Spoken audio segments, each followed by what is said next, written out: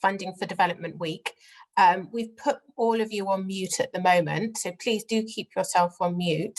If you have any questions throughout the session, you can just drop them into the chat box, which is below that. And we will be tweeting throughout today and throughout the rest of the session this week using hashtag funding4dev, so for the number 4. So welcome to Funding for Development Week, which is a series of online events taking place every day this week. We know that it has been a tough year for many of you. The UK's INGO sector is experiencing a perfect storm. Public fundraising is dropping. There is uncertainty over Brexit, the UK's economic downturn, the DFID FCO merger, cuts to the UK aid budget, and now another potential reduction from 0.7% to 0.5%.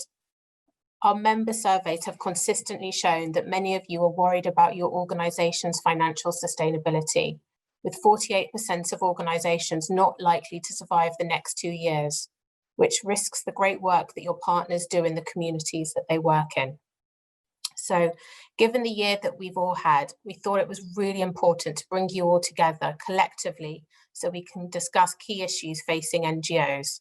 And by the numbers of you that have signed up for sessions over this week, it looks like you thought that too. We have designed the sessions to respond to key challenges for NGOs and brought together many high-profile speakers from funders, donor collectives, international networks, and beyond.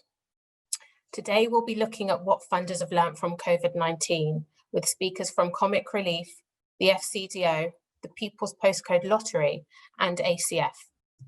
On Tuesday, we'll be exploring challenges to the NGO funding landscape with a deep dive into how different actors are disrupting the NGO business model, with speakers from Global Giving, With and For Girls, and the START Network.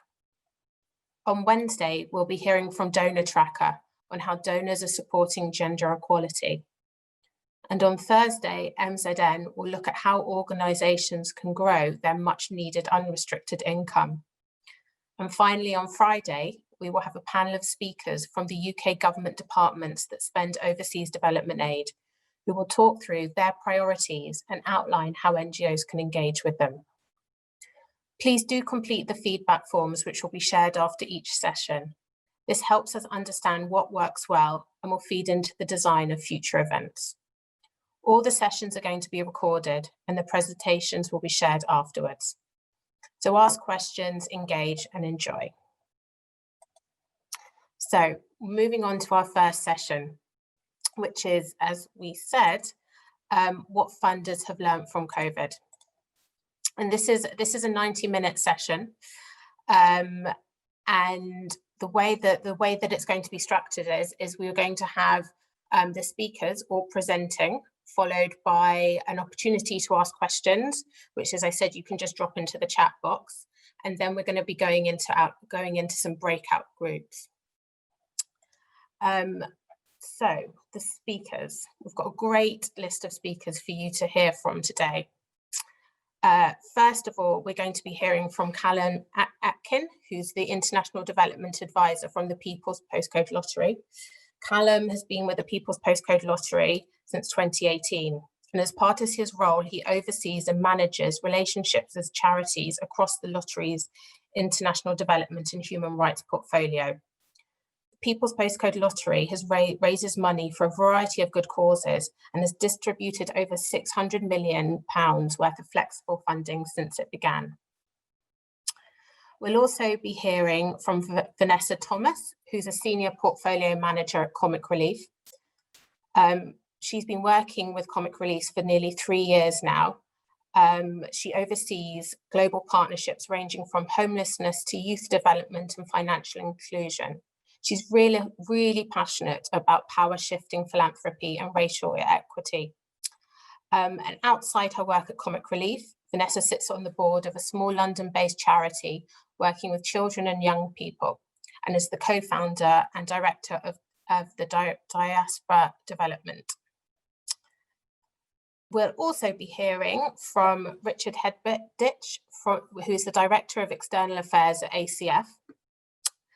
Richard is responsible for managing ACF's relationships and reputation working with stakeholders from government, politics and civil society.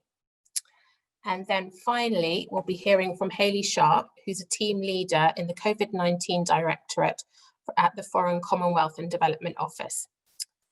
Hayley's been working in that team since April, and she's working for the FCDO's international response to Covid-19 with a focus on the ODA eligible countries.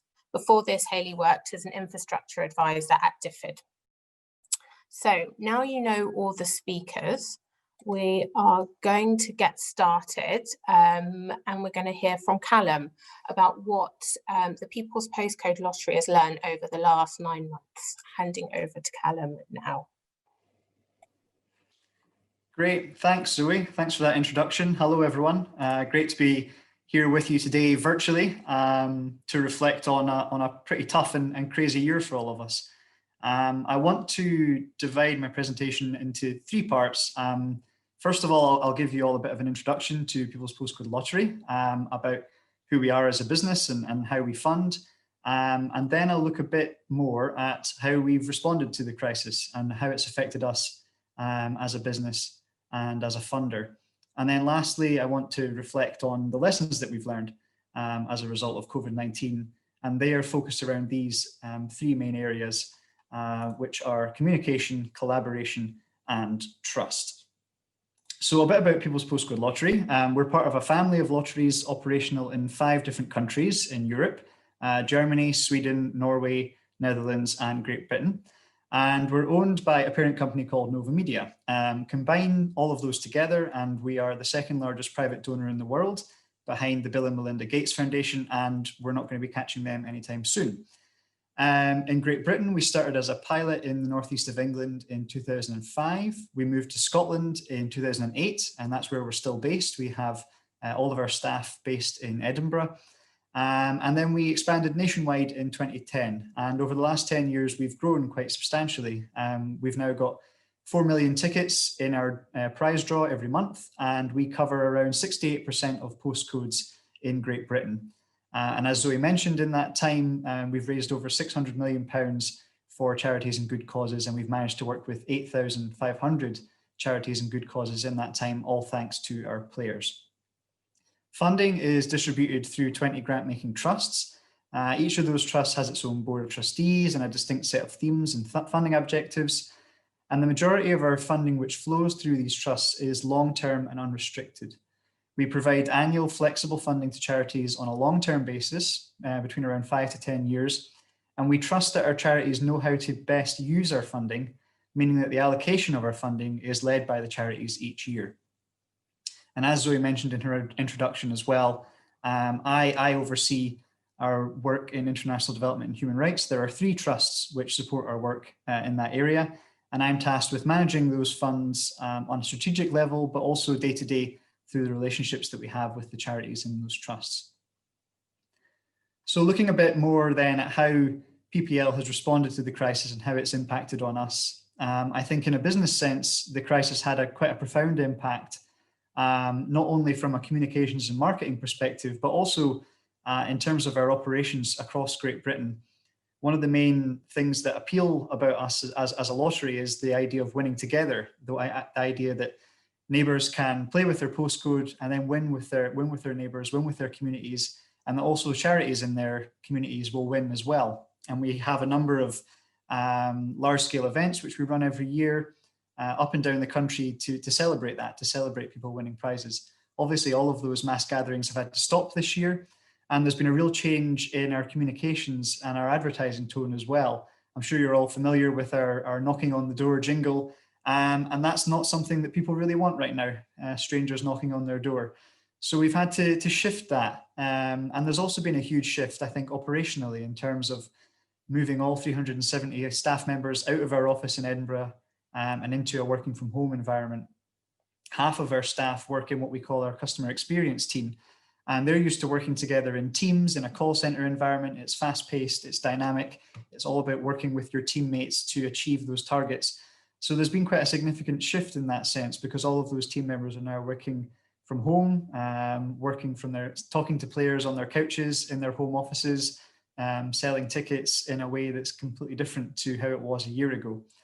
And I think all of that combined has led to a jump in cancellations for us. It prompted us to reforecast our sales targets for the year. And with that, unfortunately, reforecast the amount of money that we're able to provide to charities this year as well. So we've had to make a number of difficult decisions. The first was to shelve plans to expand our family of charities this year, because we had to move to quickly safeguard our funding model. If we spread ourselves too thin and we fund too many charities or open up our charity family too much, there's a risk that we won't be able to maintain the levels of annual long-term funding that we provide to the charities in our family. So we felt that our priority had to be safeguarding those charities that are already in our family. Leading on from that, the second question that we asked ourselves, and the difficult decision we had to make, was how do we prioritize those charities in our family which need extra support? Very quickly, I started to hear from charities about how the pandemic had disrupted their fundraising plans for the year, and we started to receive requests for additional support. So we had to ask ourselves, how do we manage this? Do we do it on a first come, first served basis? Can we assume that charities which haven't got in touch with us are fine? And that leads on to the third decision we had to make, which was around our funding priorities for the year in a thematic sense. And do we pivot more towards a COVID-19 response as a funder? As with all charities and funders, we had priority areas which we had allocated funding towards at the start of the year, particularly around climate action and gender-based violence. But in the heat of the moment, particularly during the first lockdown, when we were hearing terrible news stories every day about how the pandemic was affecting this country and countries around the world, we did feel pressure to move towards funding a COVID-19 relief effort and being seen to be doing something in that area, particularly for our players. So looking at all of that, I think it quickly became clear to us that we didn't have all the answers as a funder. And I spent a lot of time in those early months just listening to charities and trying to have open and honest conversations with them. We learned a lot about the issues that charities are facing with regards to their own survival. We learned about how organisations were facing shortages in unrestricted income because of events being cancelled, because of disruptions to their public fundraising and regular giving. And we also learned more about what's being called the secondary impacts of COVID-19 and how, particularly in some countries in Africa, the associated lockdown measures had exacerbated a number of these issues that were already present. So ultimately, having heard all of this and heard from our charities, rather than making any radical changes, it was felt that we needed to play to our strengths and we had to be flexible, as we always were.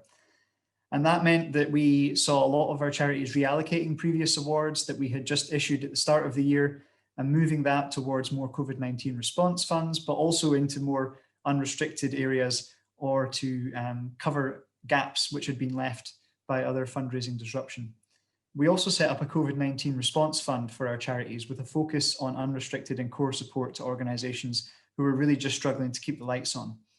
We split that into two halves. So we had one round in the spring and one round in the autumn going into the winter, because we wanted to be able to meet the needs of those who were immediately facing difficulties, but we're also mindful that a lot of charities now, looking into the winter and into next year, are only starting to see those problems emerging. And what I thought was really great about that, and what I'm really pleased about in terms of what worked well for us, was we were able to create an understanding within our family of charities that there would be a focus on those who truly needed that support, and that they should be given the priority to apply. And it was great for me to have conversations with charities who said, actually, we're okay. You know, we think that there are others in your family who could benefit more, so we won't be applying. We did have some specific funds that pivoted towards COVID-19, but these were for Great Britain only. So we had £4 million, which was provided to 330 small charities and grassroots organisations for COVID-19 support. And we also had the Postcode Recovery Fund by our Postcode Dreamta Trust. That was £3 million of support to charities to develop innovative solutions that address the main issues affecting people as society recover from the effects of COVID-19. So where international development is concerned, we felt that after speaking to our charities, it was right for us to continue focusing on those issues that we had already highlighted, because these were some of the ones that were being exacerbated by COVID-19. I mentioned previously gender-based violence, and we've seen a rise in domestic violence, in child marriage, in FGM, and what's being called the shadow pandemic by the UN. And we also maintained our commitment towards climate change and our Climate Action Fund, because this is a problem that's clearly not going away during this pandemic. So that's very much a whistle-stop tour of where we've been and where we've got to as an organisation. And like I said at the start, there's just 3 main areas that I want to pick out in terms of lessons that we've learned from COVID-19. And the first is around communication. So COVID-19 disrupted a lot of the ways in which we traditionally communicated with our players and our charities.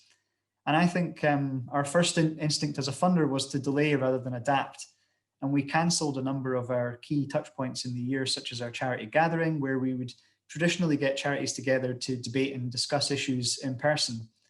And looking back, I think that was a missed opportunity for us, because it meant that we didn't provide a space for our charities in the early months of the pandemic to come together and to discuss things as a collective. So we need to be better going forward, I think, at adapting and not being caught flat-footed when it comes to communication. We need to recognise that digital communication is going to be a huge part of the way we work going forward. And that's also made us reflect on how much we travel as well. Previously, we felt that building relationships and building the trust, which is key to our relationships with charities, relied heavily on face-to-face communication and face-to-face meetings. And being based in Edinburgh, it meant frequent trips down to London or even further afield. I think one of the key questions we'll be asking ourselves in the future is, do we necessarily need to make those trips or make as many of those trips when the meetings can be done virtually just as well? And also trying to strike a balance between face-to-face and digital when it comes to our relationships and building that trust. And we'll be asking us those questions as we move forward. The second is around collaboration and our capacity as a funder. As I mentioned, I think the pandemic made us reflect on our own position as a funder, and it quickly became clear that we don't have all the answers, and we've been guilty in the past, particularly where international development is concerned, of working in a silo. So whilst we work across the international development spectrum in terms of the charities and the issues that we support, and we learned a lot about them, about what's happening from them, there's a real gap in our knowledge with regards to other funders and how they operate. And we've always been open to funding collaboratively and in joint with other funders, but I think it's more important than ever, as the funding landscape changes, which Zoe mentioned at the start of the call, that we're speaking to other funders, that we're sharing our experiences with others, and that we're being mindful of who we fund and how we fund. So I'm going to take the liberty of going first today and lay down a challenge or an invitation to the other funders on the call today to collaborate and to help us as we look to learn more about you as funders. And lastly, trust is still going to be such an important element for us of the way we fund going forward. As I mentioned, we've listened to our charities more than ever during these past years, and I'm so grateful for the relationships that we've built up with our charities, because it's really helped me to have good, open, honest conversations with those charities about what they need at this time. Investing in these relationships takes time. As we mentioned, I've been in the role for 2 years, and through that time, I've been building up relationships with charities all the time. But I do believe it helped us to be able to directly support those organisations that need it most. And it stands us in good stead as a funder to be able to support them going forward. So as we look to navigate our way out of COVID-19, I think we'll be continuing to play to our strengths. We'll be continuing to trust that our charities know what's best for their beneficiaries, trust that they know best how to allocate our funding, and trust in our funding model that we've developed over a number of years. I'm going to leave it there just to say a big thank you to Bond for having us today, and thank you to Zoe for arranging the session. And I'll be happy to take any questions when the time comes. Thank you, Callum. Really interesting there to hear about what the People's Postcode Lottery has learned over the last 9 months, and to hear the points, Callum, that you're talking about in terms of collaboration and hearing, because this is really what this session was about, and it's really nice to see how we've been able to connect you with some other funders as well. And we'll also be hearing from Richard, not just now, but in a few presentations time, where he'll be talking about some of the work that ACF has done in terms of collaboration with funders. So it fits really nicely. And just everyone, as Callum said, we'll be taking questions for all the speakers, but after everyone has spoken. But if you have any questions now and you think that they're going to leave your head between between now and when we get to the point with questions, you can drop them into the chat box now, just so that we've got them all there together, so you don't forget any questions from the first speaker. So we're now going to move on to Vanessa. Vanessa from Comic Relief. Have we got you? Yeah, I'm here. Thanks, Zoe. Brilliant. It's all over to you now. Perfect. Thanks, Zoe. And so sorry, I've got some drilling that literally started 10 minutes ago outside, so I'll try and speak really loudly. But thank you, Zoe, and more broadly, Bond, for inviting me to join this really important series of conversations. Like Zoe mentioned, I'm Vanessa, the Senior Portfolio Manager at Comic Relief, a UK-based funder that funds organisations in the UK and across Africa and Asia. I sit in the Impact and Investment Department, which was formerly known as Grants, and oversee and manage funding programmes Comic Relief work on in partnership with other trusts, foundations and corporate companies. I think 2020 has been the year of QOV's word, an unprecedented year in so many ways. And as challenging as it has been, it has forced our sector to be all the buzzwords and values that we throw around, so agile, flexible, trust-based, etc. I'm going to touch on some of the ways that Comic Relief have responded to the ongoing crisis, what we've learned, and crucially, what we are planning to change. I'll try to be succinct so that we have time for questions later. If you can go on to the next slide, please, Lena. So firstly, I'm going to look at how Comic Relief responded to the pandemic. The guiding principle through everything was that our response was flexible, rooted in trust, and rapid. An important part of our social change strategy is truly being a trust-based funder, and the pandemic really tested and enabled us to live this. Firstly, swift communication, and this was key. Early on into the first UK lockdown, we touched base with all our funded partners, so grantees, to understand their rapidly changing context and what was needed from us.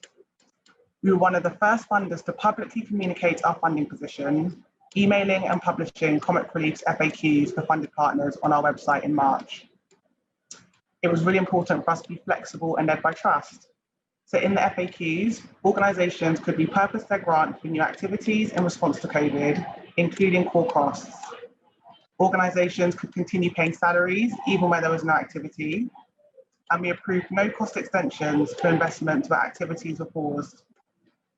The guidance was initially until June, however, it soon became apparent that the pandemic was here long term, so the FAQs were amended and extended until the end of this year, and we'll review the guidance for 2021.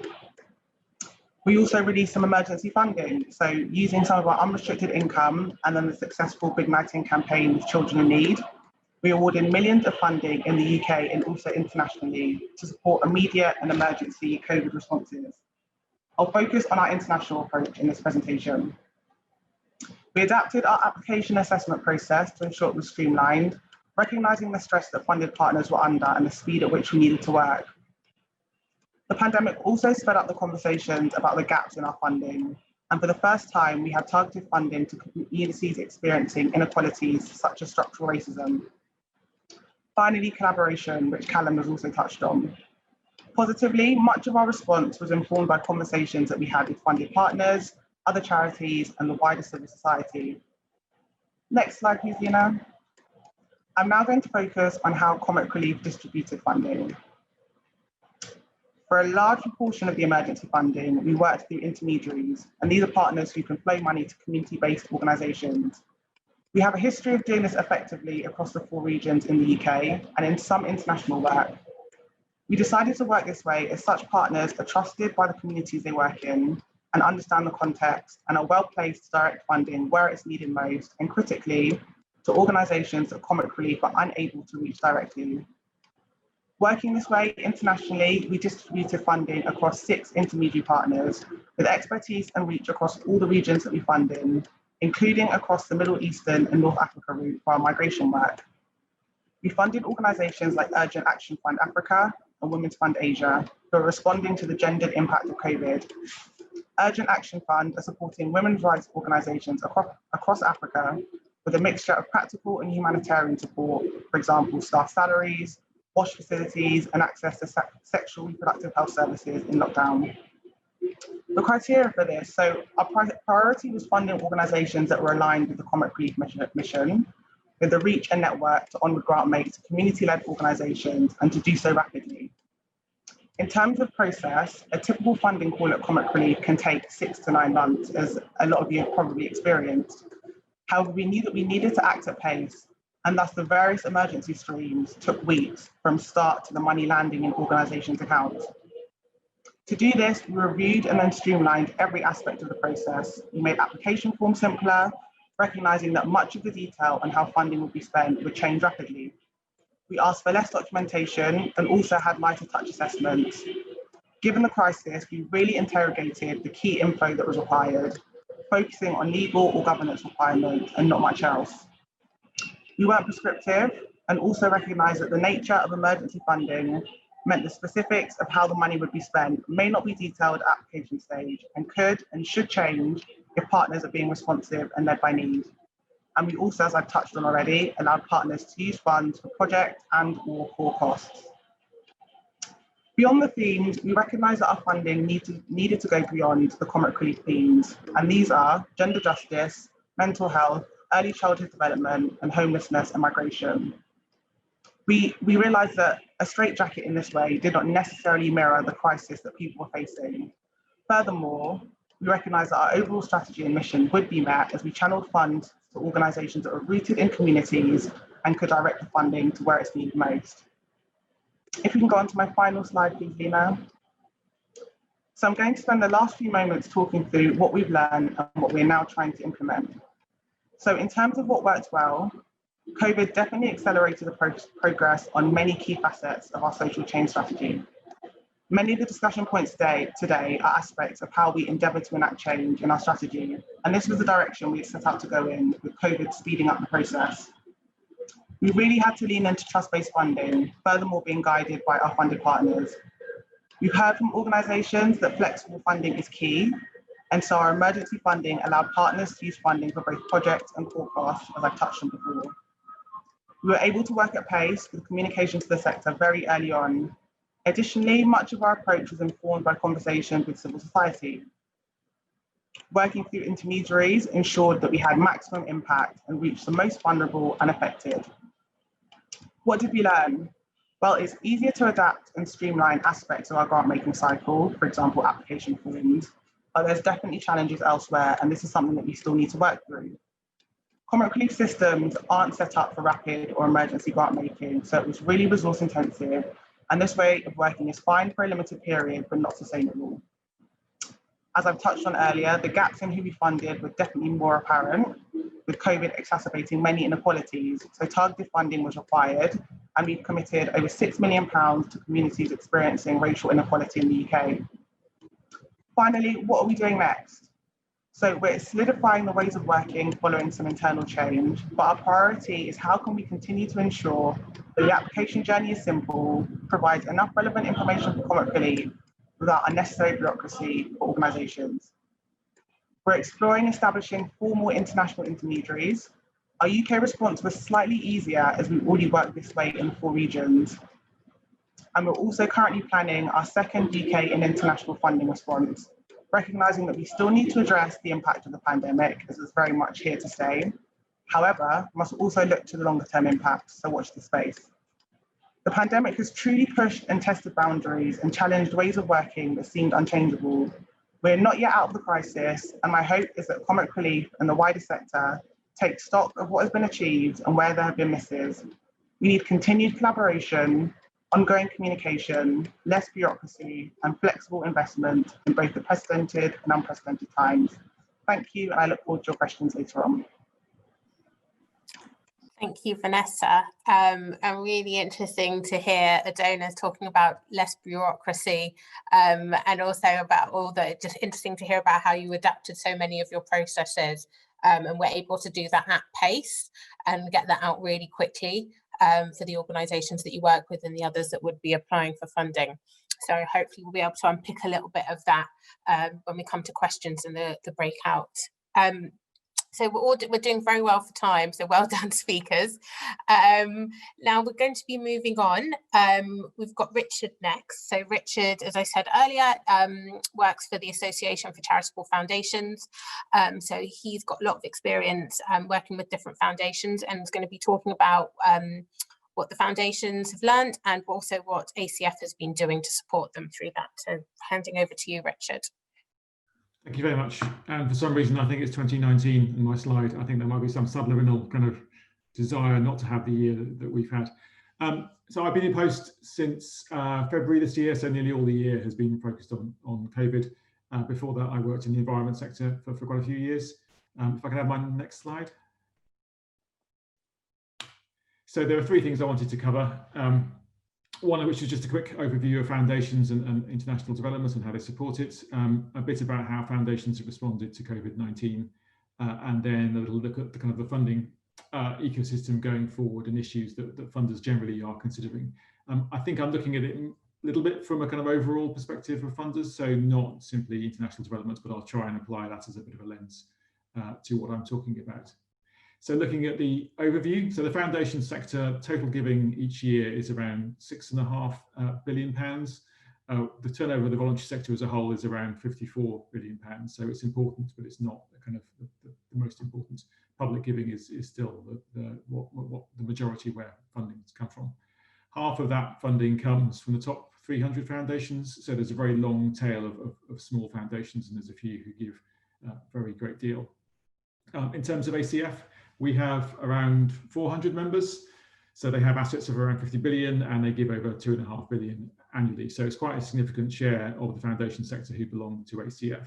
And we try and encourage them to be ambitious and effective in how they use their resources. For foundations, I think one of the key things is really their independence. So they can set their own risk appetites. They can back I guess, sort of popular and unpopular causes, and they can take a short and a longer term view as well. So they're less constrained than, say, government funding. They're less reliant on what is popular, I guess, amongst sort of individual donors in the public as well. So they can invest in things, they can achieve strategic change working with organisations. And they're also very important as grant makers for international development NGOs as well, and significant growth in funding as well in the 2000s. And the next slide just sets out how important they are to the foundation, to the international development sector. So this is taken from the NCVO Almanac. You can see that the proportion of grants received from voluntary organisations by subsector, so they are international, receives a very significant amount of that as well. And the next slide just shows you the kind of the top 10 foundations as well, so you can get a sense of that. Welcome are kind of off the scale, I guess, in many ways compared to other foundations, but these are the top 20 by giving. This is based on something we publish every year called Foundation Giving Trends, and you can see they're quite significant. But as I was saying, there's a very long tail of small foundations, and many of those small foundations support kind of international work, but also work within the UK as well. Some of the smaller ones kind of quite specific, so they may be working with blind people in West Africa and then funding kind of conservation, environment conservation work in Devon and things. So you get a kind of slightly kind of surprising mix, but often it shows the interest of those who set up the foundations in the first place. The next slide is really just about 2020 and how it's felt. So trying to kind of give an overview of how we've seen foundations respond. So I think initially there was very clearly an immediate response, recognizing the scale of the challenge, the scale of the crisis. So partly that was around flexibility for existing grantees. So we did the survey back in the spring, and nearly all foundations were reporting massive changes in the way they were working. That wasn't just the fact they were working from home. It was also that they were changing the way they were talking to their grantees. It was changing their reporting requirements. One quote I think was really summed it up, where the respondent said, "We've suspended all formal reporting in favour of picking up the phone and checking in with our partners how they're doing, how we can help and what they need from us." And I think that was very much the initial response. Alongside that, there was also looking at emergency funding. So I think I've just heard two examples of that as well. So that was the first phase. The second phase, not necessarily completely discrete, but kind of coming in after that, I think, was looking at where there were gaps in funding and thinking about where new relationships were needed to address them. So as Vanessa was saying, thinking about particularly kind of BAME-led organisations within the UK, thinking about those gaps and the differential impact of COVID-19 on different groups within the UK, and thinking also often working with disabled-led organisations as well who've been impacted in severe ways. And the third phase then we're seeing, I think, coming through now, which is around collaboration. It's been there in the discussions all the way through, but I think in terms of the recovery from COVID-19, thinking about how foundations can collaborate and collaborate more effectively. We've been trying to support this with an initiative called the Funders Collaborative Hub, which is bringing together information and support for those who want to collaborate, making it more transparent about the collaborations that are out there so others can get involved as well. And we've just launched the website for that, which you can see on the screen, and trying to bring together funders to discuss some of these issues with a series of events and support as well. And the next slide just shows you what's been happening to different funding sources. So this is for the sector as a whole. So you've seen the kind of the earned income, fundraising, public donations all falling significantly, whereas although some trusted foundations have decreased their funding, others have increased it as well, and we've also seen an increase in government grants. So now as we go into 2021, it's just to sort of pull out some issues I think funders are thinking about.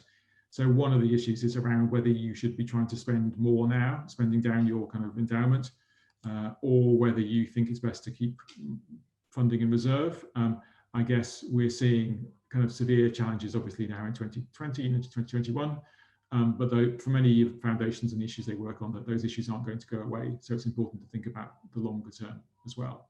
But I think what has been very positive in the last year is the way that foundations have stepped up and recognised the scale of the challenge that there is out there, the problems that many small organisations face in particular, and larger ones around the decline in funding from the public. So thinking about how they support them. There is an issue about whether to support core costs, whether to give unrestricted funding, or whether to challenge grantees. I think for this year, it's been very much, as Callum was saying, around how do you support organisations who are facing kind of a financial crisis. So there is a good sense in terms of supporting those core costs, but there are issues around how do you challenge grantees more. The Voice for Change and Akiva report around racism in the voluntary sector was clearly laying down a challenge, and it was asking for foundations to challenge challenge grantees more around their own practice. So there is an ongoing debate around that.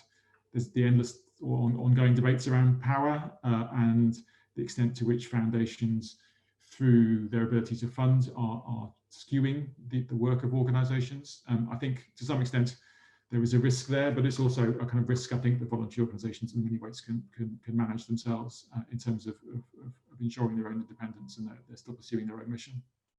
There's a big issue around diversity, equity and inclusion.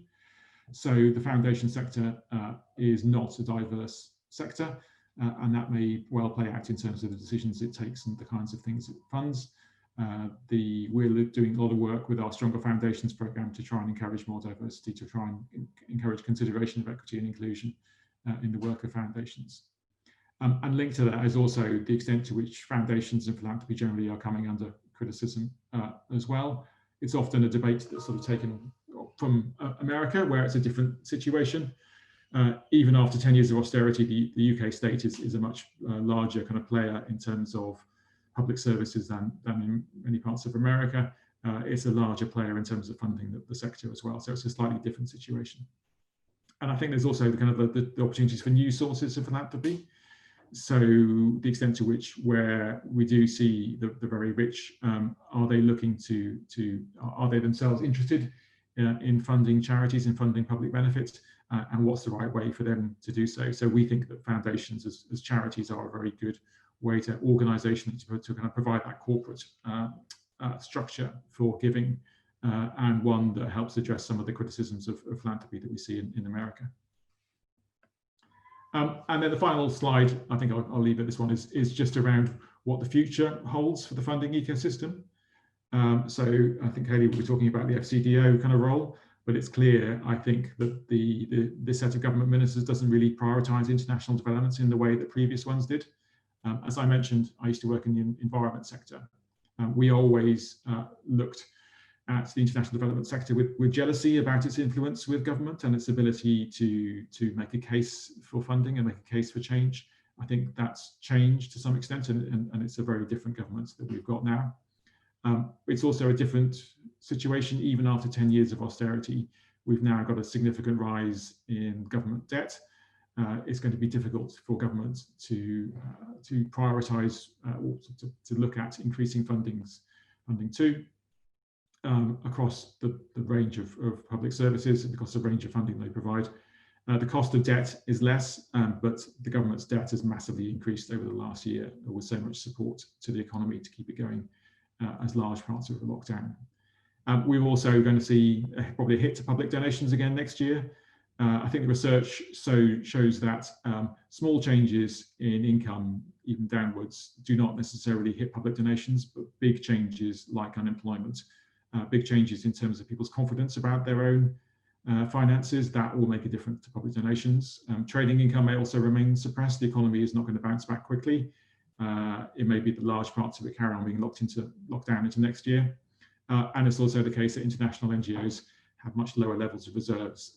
Research from NCVO out, I think it was last week or the week before, showed that after the arts and culture and recreation sector, the international sector has the lowest levels of reserves. So as Bond have found from their own survey of NGOs, it's going to be a tough year next year. So I think it's important that foundations recognise that there is a value in supporting organisations themselves. It's not just supporting the activity that organisations do, the INGOs do, and other charities. It's actually their existence, their knowledge, their skills, their networks, their ability to get things done, and that will be lost if those organisations cease to exist. So we want to try and encourage some of those debates within the foundation sector about how can we support organisations, how can we work more collaboratively going forward. And I think also, how can foundations also go beyond simply kind of the funding they give and think about the wider tools, so their own investments, their own advocacy, and how also can we think about kind of new forms of giving as well to try and encourage more funding into the sector. I think I'll leave it there. The last few slides I had were just additional figures on some of the challenges the foundations face.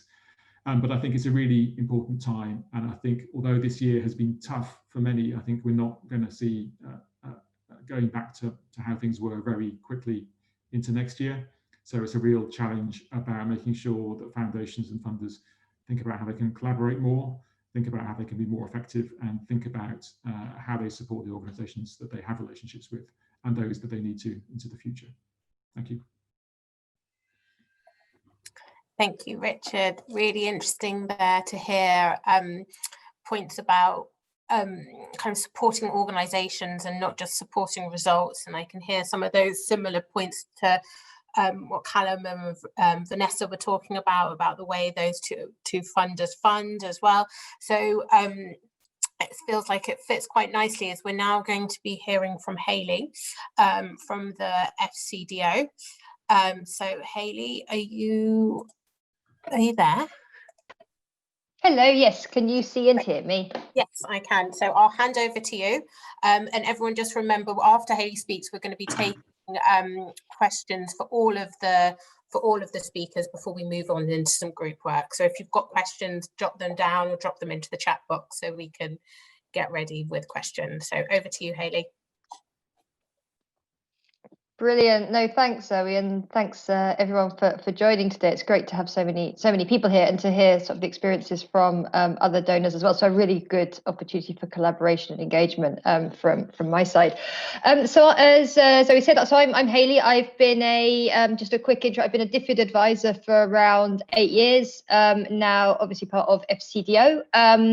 And moved over in the sort of early-ish stages of the initial COVID response to work in what was then the DFID COVID hub in this space. And so since been sort of stayed there, so very much working on and leading parts of our coordination on the international response. And so I'll talk about sort of two areas. I'll talk about our initial response and how we've delivered it. So thinking about the types of funding we've done, the types of programming we've done, and how we flexed. And then try and go quite quickly to our reflections and learning on this. I'd like to talk a bit about how it's been sort of an unprecedented response for us, as I'm sure everyone else, but kind of how that's felt and what that meant for the organisation.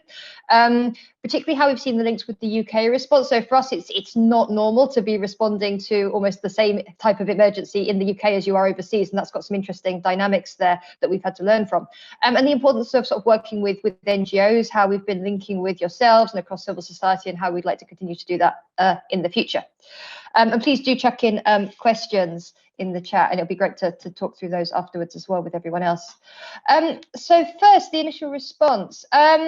So yeah, I mean, firstly, this has been a really, really unique and sort of unprecedented response in so many ways, and mostly due to just the sheer scale and complexity. So I think it's the first thing I've ever sort of seen or worked on in this space that's really impacted the entire organisation of, gosh, what are we now? I'm not even sure how many people work for the FCDO now, but thousands of people.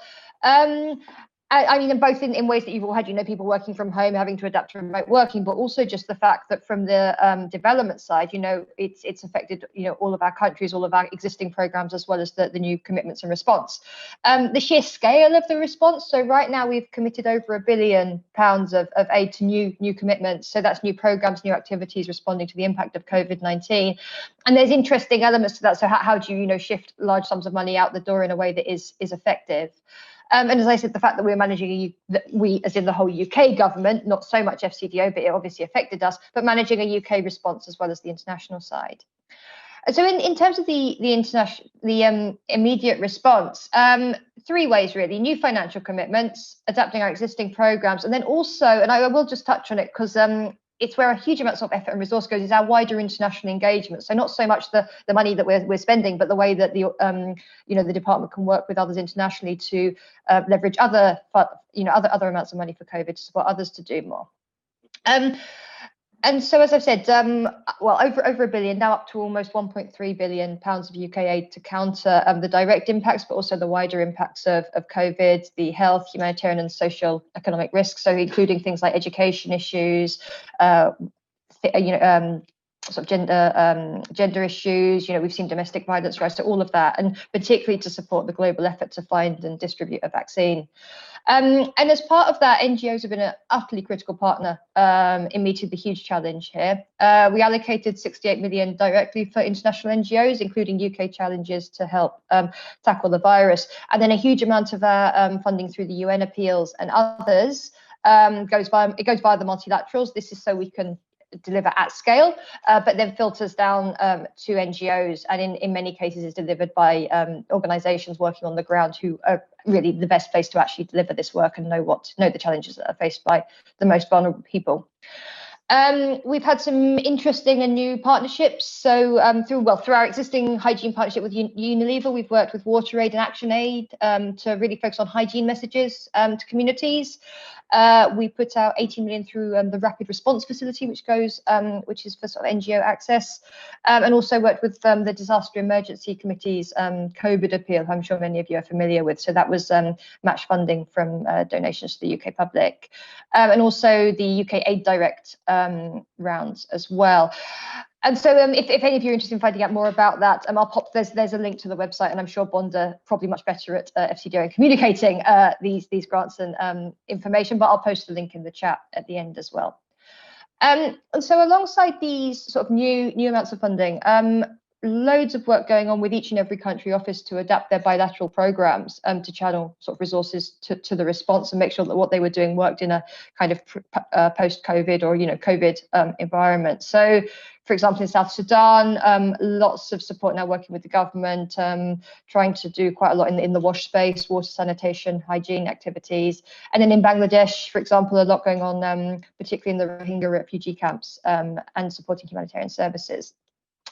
And then we've also been working on sort of these wider sort of issues. So, for example, many of us were very, very pleased that as part of FCDO's creation, one of the kind of day one announcements, the early announcements, was allocating an additional 120 million to support famine. So this is not directly COVID, but massively exacerbated by the impacts of COVID and the implications in many vulnerable countries. So that was a really good commitment to see. And then finally, on our international engagement, so a huge amount of effort's been there in terms of lobbying other countries to step up, particularly in terms of the vaccine space. For COVAX, which is the collaboration for access to vaccines globally, and which is supporting 92 sort of low middle income countries. We've provided up to 500 million, and half of that's match funding. So we'll only be providing that if other countries also step up. And then, for example, the Foreign Secretary hosted an event at the UN General Assembly, which was all about generating momentum towards these vaccine goals. So lots going on. And then in terms of the kind of learning and reflections here, at the start, it did feel very much like, I think, a health response. It was quite international. I'm sure many of you remember those early days. But since then, it's really widened.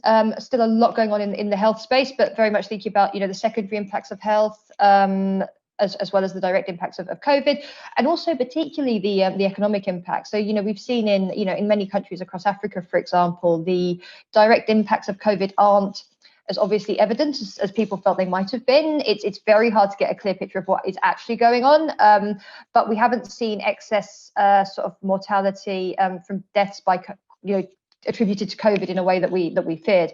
The sort of jury's out, and the EPI team are very much kind of keeping a watching brief in that to find out what's really going on.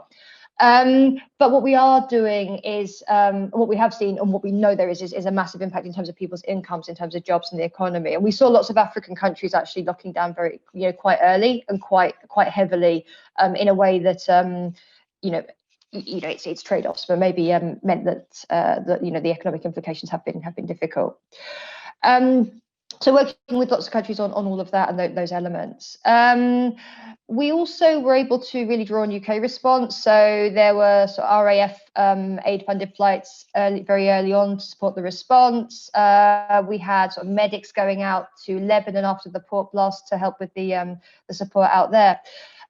But it was interesting in that the government did need to be managing the sort of domestic response along with the international. So, for example, with something like PPE, it wasn't sort of the case that in other humanitarian emergencies where all resources directed internationally. It was a case of that very much that balance. And so, interesting sort of dynamics there. And we're seeing a sort of similar picture alongside the vaccine, where there's a big push to make sure that we provide that vaccine and work to ensure equitable access to the poorest countries, but also to be making sure that we're delivering at home as well.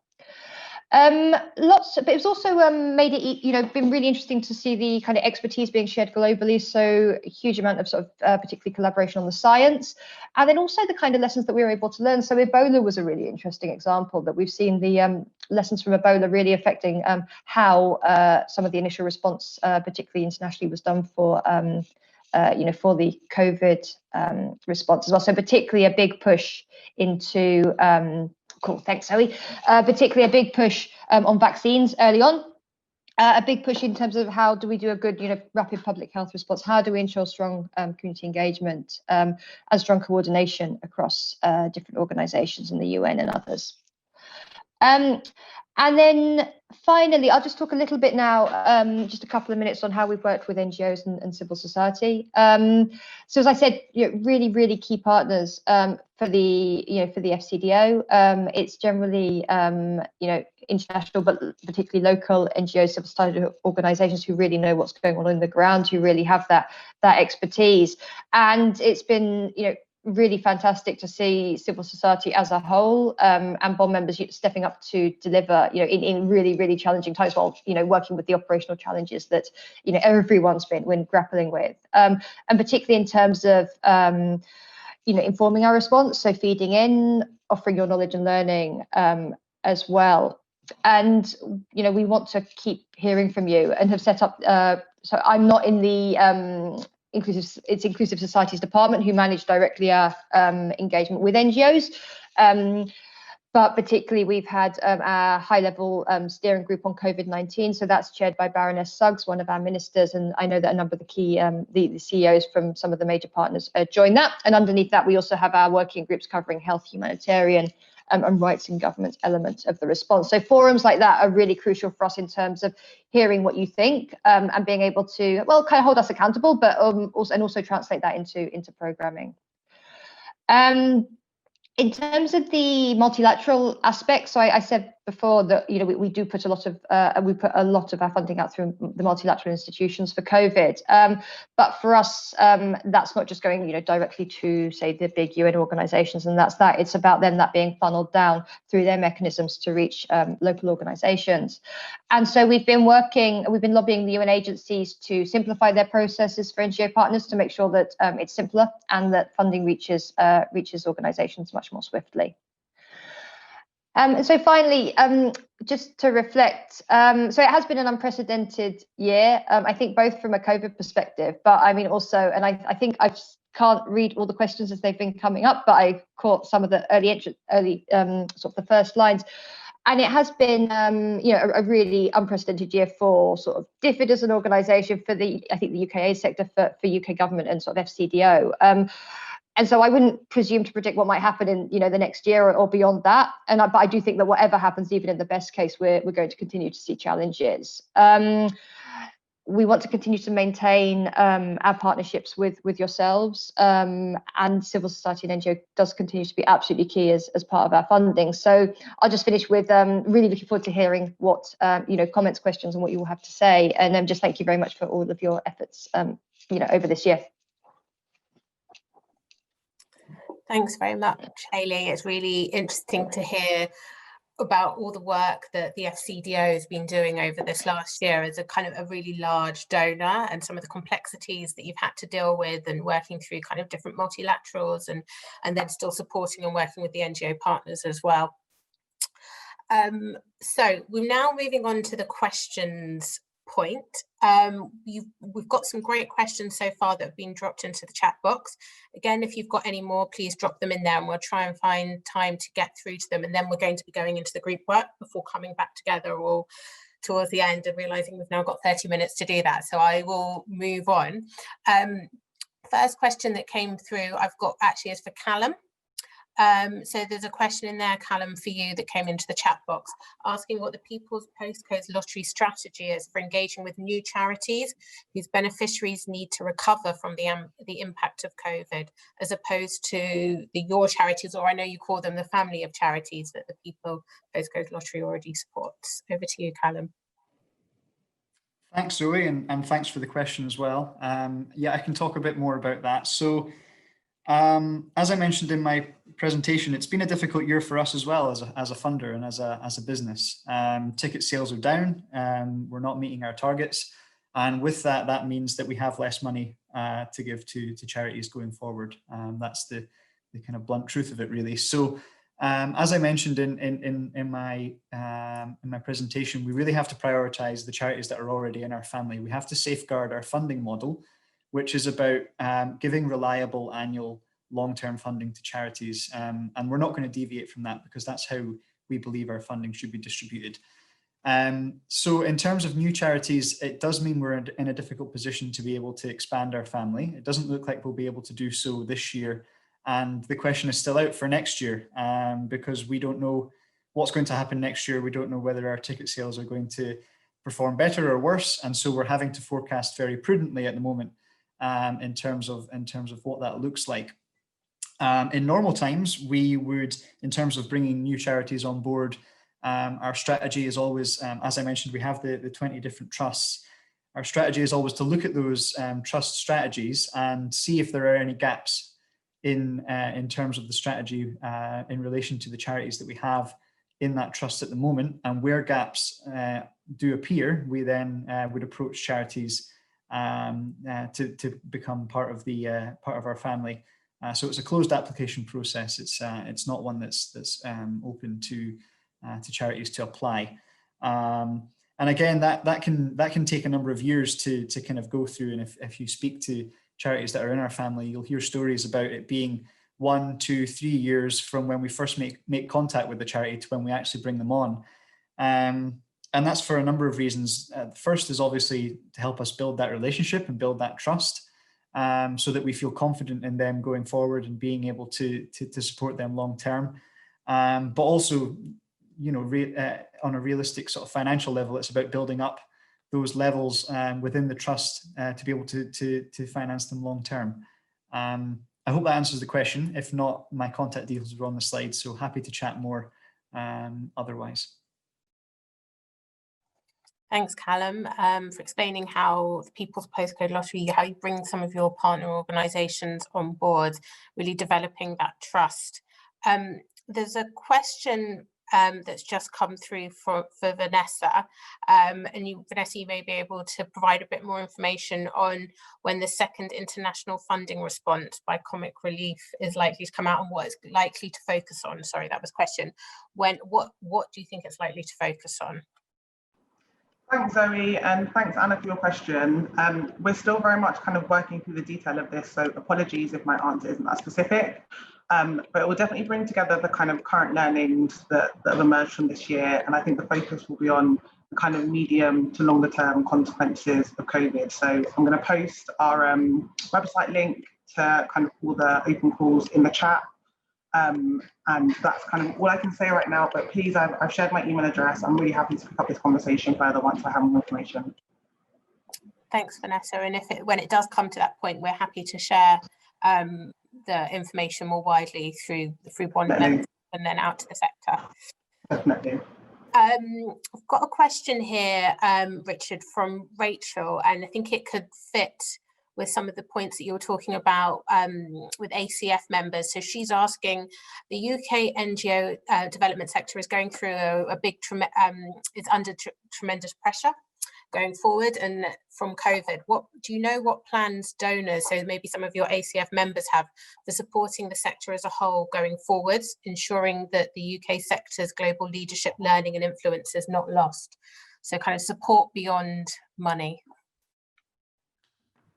I think it's a kind of one of those things that is being discussed about. I think one of the challenges for a lot of funders is just the kind of knowing where we are in this, in how COVID plays out as well. So the expectations of how COVID has played out through this year and into next year. So a lot of the conversations we were having with our members was around the kind of the recovery period.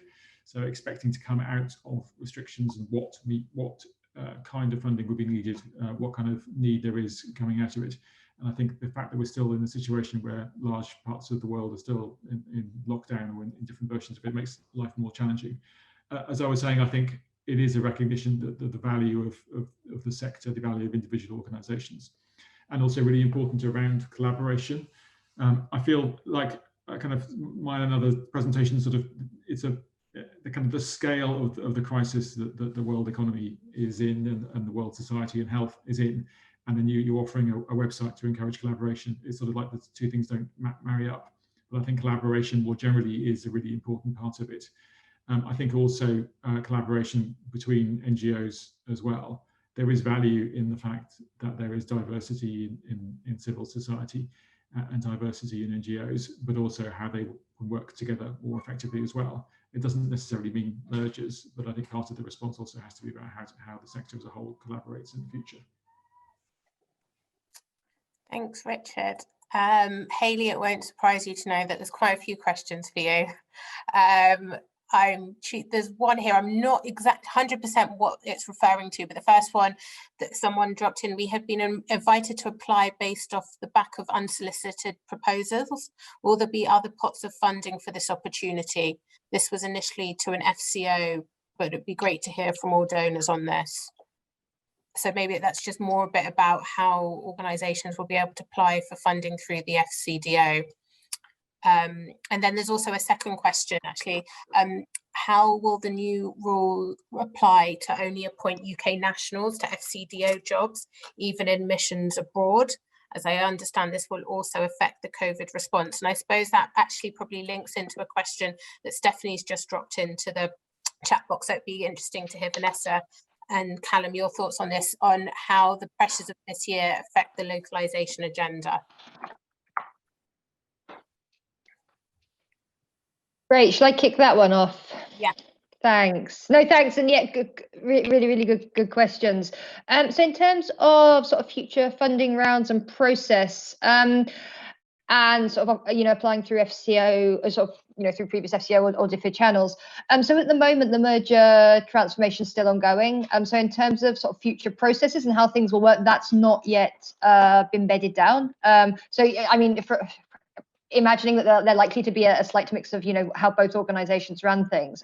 But so that's still being followed through, but we'll be communicating out, around sort of the new funding opportunities and any wider guidance to suppliers, as that is developed. And there's been sort of regular updates throughout. So please just keep an eye on sort of the websites and through sort of the bond channels as well, for those. In terms of the non-UK nationals piece, so yeah, that's something that came out last week. So anyone who is sort of a sort of UK national working for the organisation, can continue to work, for FCDO, continue to share that expertise and their roles. In terms of sort of future work, I think there'll still be, the local staff and national staff throughout, all the missions. So that's something that, there's, we wouldn't see changing. Hasn't been any indication that would change, of course. And then there's, opportunities through all of our kind of consultancy work, through our kind of humanitarian contracting, to make sure that we do bring in, continue to bring in this real world-class expertise, because there is just so much, expertise from, colleagues and experts around the world.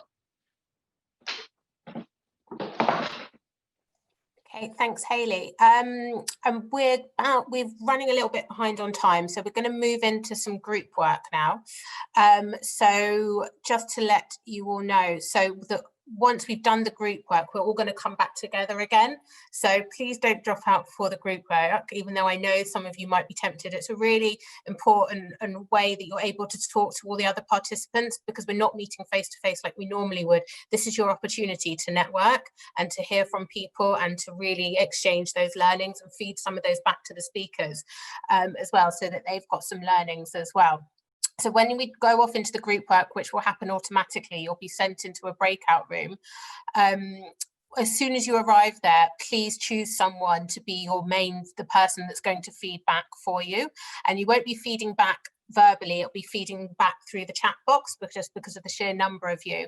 So please choose that person first before you get going. Unfortunately, we're not going to be able to go into all the different breakout rooms, and that's just because of the number of you. So we're going to need to rely on you to answer the questions. And what we're going to ask you to discuss and come back together on, and you will be in breakout rooms with some of the speakers. The first question is, what should civil society do differently because of COVID-19? And then the second question is, how can funders and civil society work together to implement these changes? And so those are the two questions, and we'll try and make sure that I think we can drop those in so they'll come up along the top so that you know what the questions are. I'm just going to put everybody on mute. So that's going to happen. You're going to have 10 minutes for that. Lean, I can see Lean has just dropped those questions in as well, so you've got them there.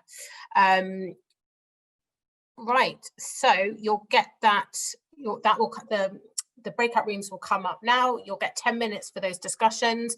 They should have started right now, so they'll be in groups of 10. So if you can click join into the breakout rooms and head off into your groups, and then we'll come back together at the end so we can feedback. So you just click the join.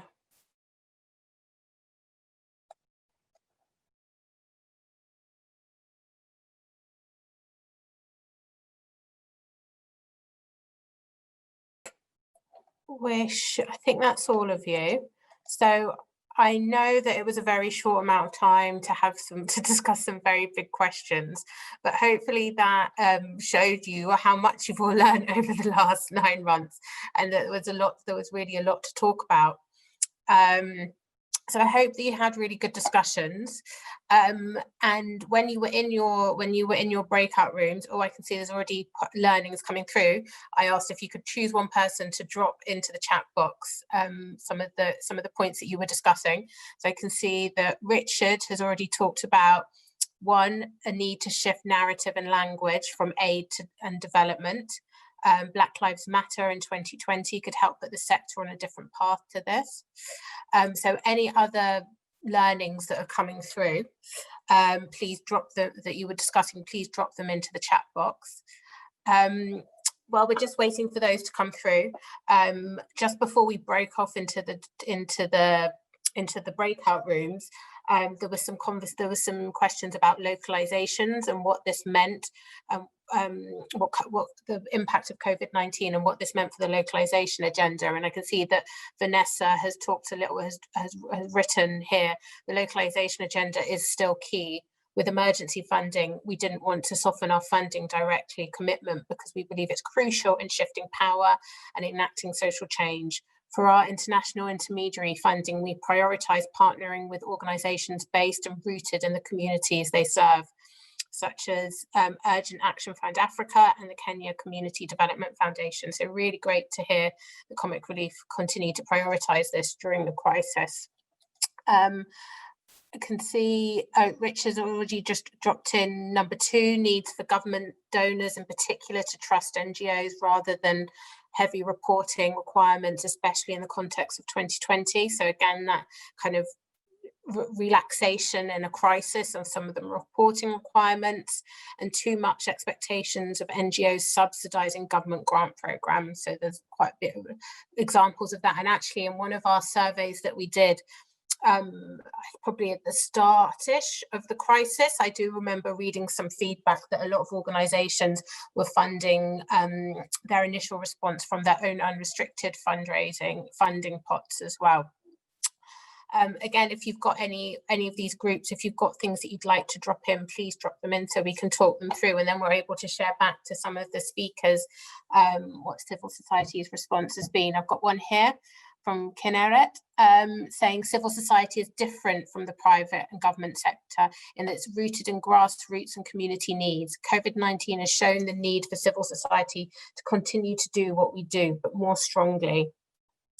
Anna's also said more unrestricted funding and operational costs from donors would help our organisations become as financially resilient as possible to navigate rocky periods. And that's talking about, so as Callum was talking about, and so did Richard and Vanessa as well, about supporting organisations. Organisations need time to reflect and feedback on the ground. Context is important to adapt. Karen's also talking about, we're concerned about those charities who are new to large funders. We need opportunities to start building those relationships now. If it takes 1 to 3 years to build a relationship, we don't want to miss out on this time. Anna again talking about we need to lobby funders to keep funding flexible so we can continue to be agile in an unpredictable environment. So this is coming through really strongly throughout this session, the need for flexibility from funders to really support organisations. And that's definitely something that at Bond and at the funding working group, which I know a lot of you are part of, we've talked about for a really long time. Freya's talking about capacity building needs to become reality rather than rhetoric. And a balance between empowering local civil society whilst ensuring they're fully supported. Georgina's talking about continuing the movement towards localization and increasing leadership and expertise from country level rather than top down, and that's definitely coming through. And I know a lot of your organisations are already working on this, as are a lot of the funders, about shifting power to communities and putting the people in who we're supporting in kind of in charge of their own, of all their work. Also talking here about working with donors to advocate on compliance, so that kind of proportional compliance that a lot of times we talk about. And Anna Taylor here also finally talking about the need to look for opportunities rather than being overwhelmed by the challenges. So there's lots of learning that's happened for everyone over the last 6 to 9 months, and it's been really great to kind of bring everyone together. I guess what's a really pivotal point for us all to share a lot of those learnings and hear from all the different funders, which I know a lot of your organisations already have existing relationships with, or maybe looking to have relationships with in the future. And it's not just about all the funders talking about their learning, but really bringing together on the NGO side as well, because there's going to be, as a lot of the speakers have spoken about, there's going to be so many challenges that have come out from COVID-19, not just on the initial response, but a lot of those secondary impacts, which they're all talking about. So there's going to be a real need in the future to work more stronger and have kind of more supportive relationships altogether. So that's why we thought that having a session looking at these learnings was so important. So we're coming just to the end of the session now. It's been really great to have all your kind of feedback and all your, you're all getting really involved in the session. Lena's just dropped the feedback form into the chat box, so if you just click onto that, that will really help us and feed us. It should be really quick. It will just help us kind of learn from this session, so we ourselves can learn from it, so that we can work out so we can make the next sessions even better. And just thank you very much for all of the participants, for everyone that's engaged in this, and then definitely to all the speakers as well. So thank you to Vanessa, to Callum, to Richard and to Hayley, and also to Lena and Yoli who supported on this. And thanks for coming to Funding for Development Week as well. So thanks everyone, bye. Thanks, Zoe. Bye.